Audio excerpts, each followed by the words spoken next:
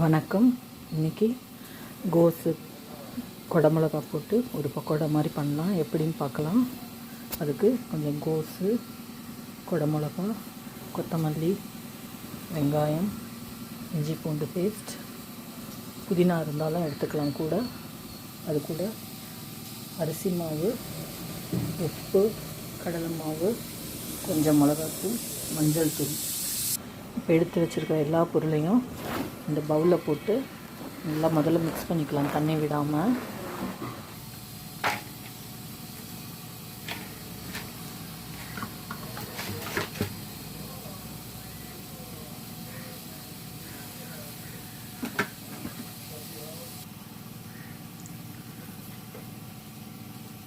கொஞ்சமாக உப்பு தேவையானது, உப்பு பார்த்துட்டு அப்புறமா போட்டுக்கோங்க. கொஞ்சோண்டு மஞ்சள் தூள், அரை ஸ்பூன் மிளகாய்த்தூள். காரம் வேணும்னா இன்னும் கூட நீங்கள் போட்டுக்கலாம். பச்சை மிளகாய் கூட அரிஞ்சு போட்டுக்கலாம் பொடி பொடியாக. 2 ஸ்பூன் அரிசி மாவு.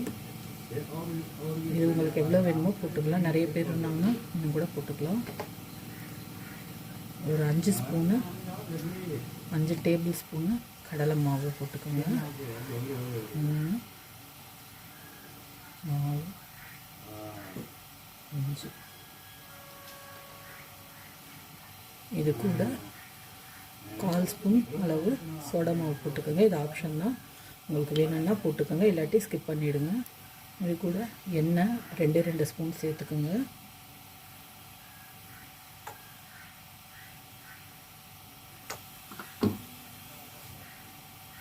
இது எல்லாத்தையும் நல்லா பிசைஞ்சிடலாம், தண்ணி விடாமல் முதல்ல. அப்புறம் வேணும்னா தண்ணி தெளிச்சிக்கலாம். இப்படி இருக்குங்க. இப்போது அது கூட கொஞ்சம் கொஞ்சமாக தண்ணி தெளிச்சிக்கலாம்.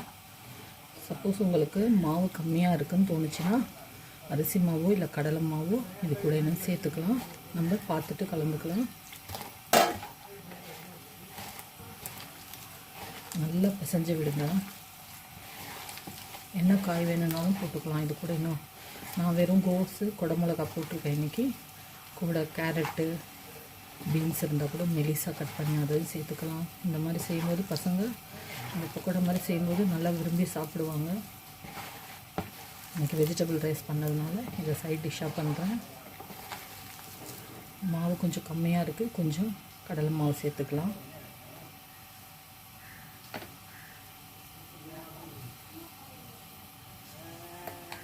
உப்பு சரி பார்த்துக்குங்க. நான் இன்றைக்கி எண்ணெயில் பொரிக்கலைங்க. இதை நான் ஏர் ஃப்ரையரில் வைக்கிறேன். எண்ணெய் இல்லாமல் சாப்பிடணுன்னு. அதுக்கு கொஞ்சமாக எண்ணெய் தான் தேவைப்படும். அதை நான் கடைசியாக காட்டுறேன் எப்படின்னு. இப்படி கொஞ்சம் கொஞ்சம் எடுத்து நீங்கள் வடை மாதிரி தட்டியோ இல்லை இப்படி பக்கோடா மாதிரி உதிர்த்தோ எண்ணெயில் போட்டு பொரித்து எடுக்கலாம். ரொம்ப நல்லாயிருக்கும். இது கூட வேணும்னா 1 ஸ்பூன் கரம் மசாலா கூட சேர்த்துக்கலாம், வாசனையாக இருக்கும். நான் இன்றைக்கி சேர்க்கலை. இது ஏர் ஃப்ரையருங்க. அதோட பேஸில் நம்ம சிலிக்கான் மோல்டு வச்சு இப்போ எப்படி பண்ணுறதுன்னு பார்க்கலாம். இந்த மாவில் ஒரு 2 ஸ்பூன் எண்ணெய் கலந்துருக்கேன். அதை நல்லா பெசரி விட்டுட்டு சின்ன சின்ன உருண்டையாக எடுத்து நம்ம இதில் வைக்கலாம்.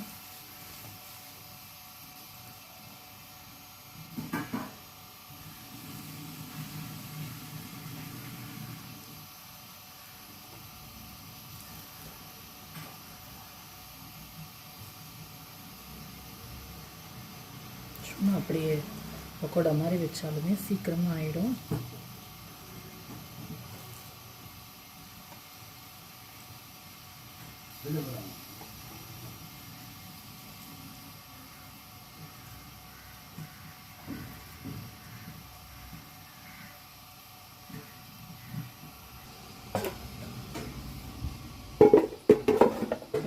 ஏர் ஃப்ரையரில் செட் பண்ணிடலாம்.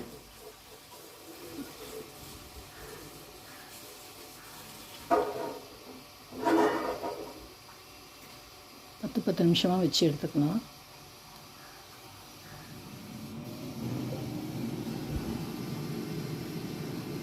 அவ்வளோதாங்க. 2 பக்கமும் 10 நிமிஷம் திருப்பி போட்டு வச்சு எடுத்தால் முறுமுறுப்பாக பக்கோடா ரெடி ஆகிடும்.